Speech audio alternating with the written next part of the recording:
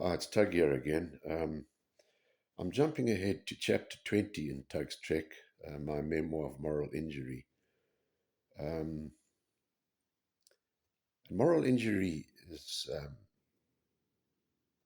guilt, and it's guilt that, if you can't shake it, is the is a huge contribution, makes a huge contribution to people that take their own lives.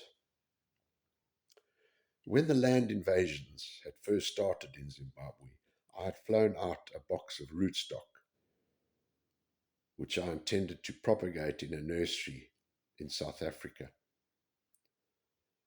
Around the same time, I'd also invested in a rose project based in Pretoria, close to Johannesburg International Airport.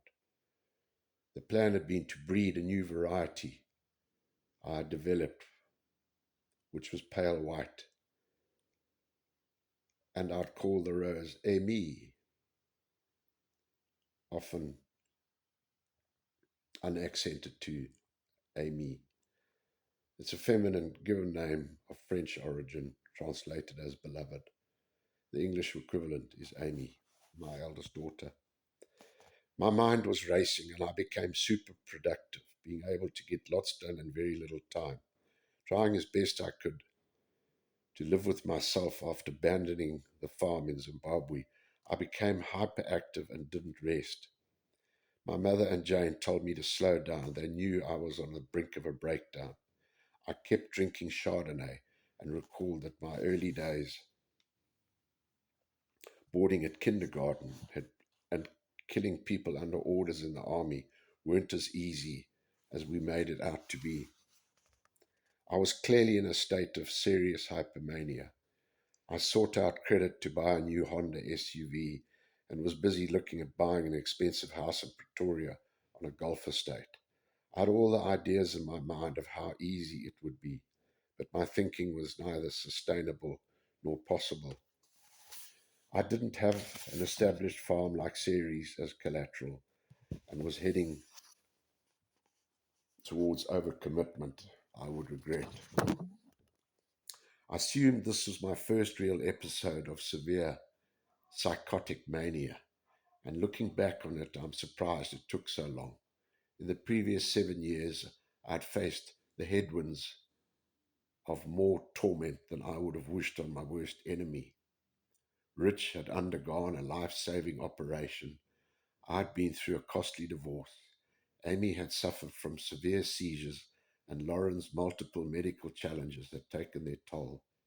My father, Rex, had died, and I'd done the full circle from near poverty to millionaire and back to where I was scraping to make a living after losing the family farm to a gang of state sponsored thugs.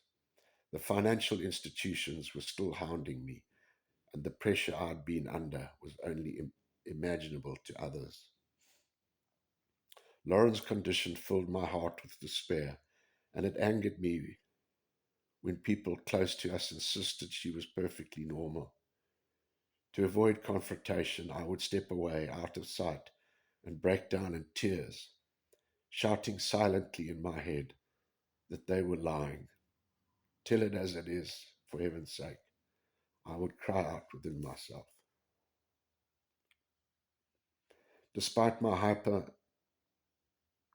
hypermaniacal activity, I was trying to keep afloat, and the only person in my mind was the thought of jumping off the highway bridge or going for a long swim beyond the shark nets. The trauma of the land invasions and leaving behind everything I owned and had worked for my entire adult life weighed heavily on my conscience. Bouts of frustrated anger became a part of my personality. Trying to settle in South Africa away from everything I had accumulated in life was never going to be easy. These were moments of colossal stress in my life, and living in a high pressure environment was taking its toll, which made it nearly impossible for me to function. It affected me so much that I knew my mind was playing tricks with me. I couldn't eat properly and most certainly couldn't sleep. As my eyes opened in the morning after what seemed like a short nap, I wanted to shut them immediately. I was overwhelmed with simple tasks that previously I could do in my sleep. As the man in the house, I struggled to cope with the enormity of it all. I acknowledge when I became ill in South Africa, I was drinking a great deal of alcohol, which almost certainly would have contributed to my troubled mind. My mother had told me to close the chapter and tried to convince me the past was gone and it could not be brought back.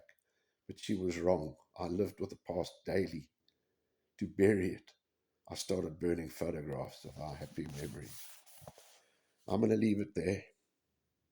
It's emotional to read that out. It's the truth. And stay tuned to Tug Morkel. Thumbs up, subscribe below, and keep tuned to this channel, please. Thanks.